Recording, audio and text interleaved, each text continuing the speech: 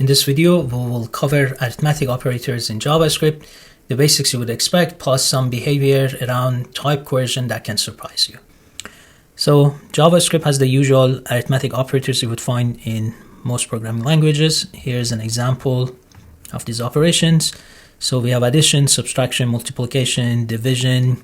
We have modulus for remainder, and the double asterisk is for exponentiation. So this means 2 to the power of 10.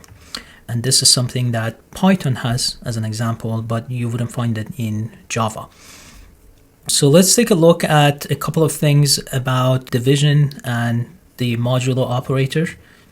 So divisions, they always give you floating point numbers. Even if you divide integers, what you're really getting is floating point numbers. Remember, all the values, numbers in JavaScript are basically floating point numbers. So this sort of aligns with that idea.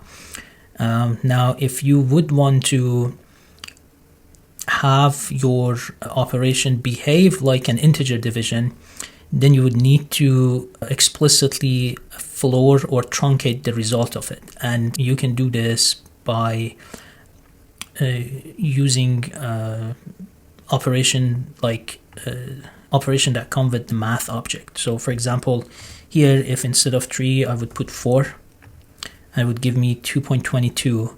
And if I want this to behave like an integer division, then I can do math floor, and now it give me an integer.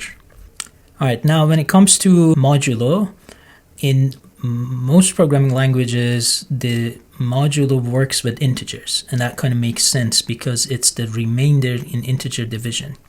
However, here it also works with floating point numbers because, again, all numbers in JavaScript are floating point. So just keep that in mind. Now, let's look at not a number, NaN, and be careful with that. If you have NaN in an expression, basically the result of that expression becomes not a number.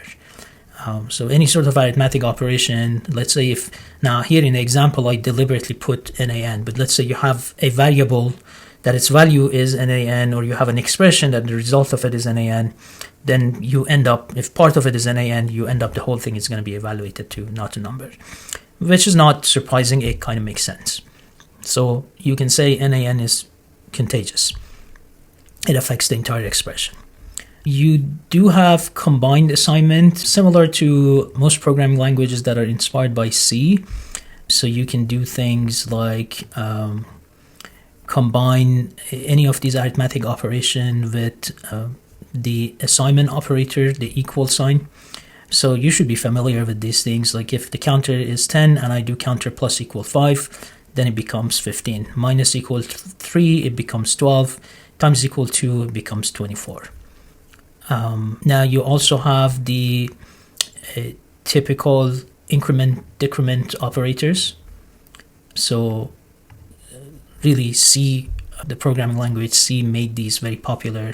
And so you can initialize counter to 1 and then do counter plus plus, and it would increment the counters. Now, one of the things that early, when you learn about these in languages like Java or C, C++, is the confusion around where you put the operator.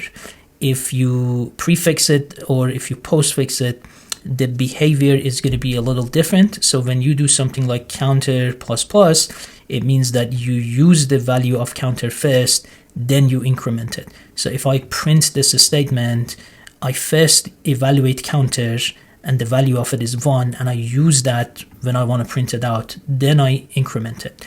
So if I do counter plus plus, here the value is going to be 1, then if I print it again, its value is 2. On the other hand, when you prefix the operator, then it means you first apply the operator and then use the value of that variable. So here plus plus counter means first increment it, then use its value. So it's going to print 3 for you. So here we go. This is consistent with how these operators work in many other programming languages. Let's look at some type coercion.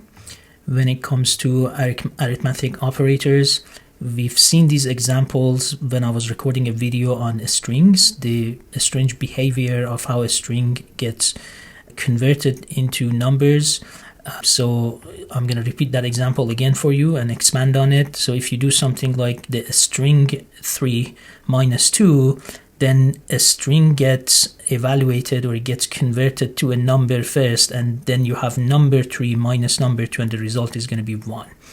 Whereas if you do a string 3 plus number 2, then 2 is going to be converted to a string, and then the plus operator is not going to be an arithmetic addition, but rather it's going to be a string concatenation. So you're going to end up with a string 32. You do a string times the string, it's going to convert both of these to numbers and going to return a result as a numeric value to you. So these are all strange behaviors, quirks of JavaScript. These are major source of bugs, and really the reason these end up being bugs is that some programmers, maybe not these days, but in earlier days, programmers deliberately would use these like features of the language, and so that's very wrong.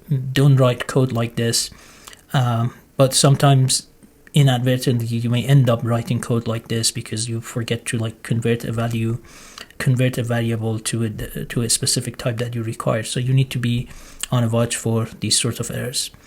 All right, so we've covered arithmetic operators, combined assignments, increment, decrement, and the danger of type coercion in this recording. Remember that JavaScript doesn't say no. It will happily evaluate any expression you throw at it, even if the types don't make sense. But then you shouldn't expect it to behave sane. And so the result might surprise you. It's really up to you to keep your types consistent.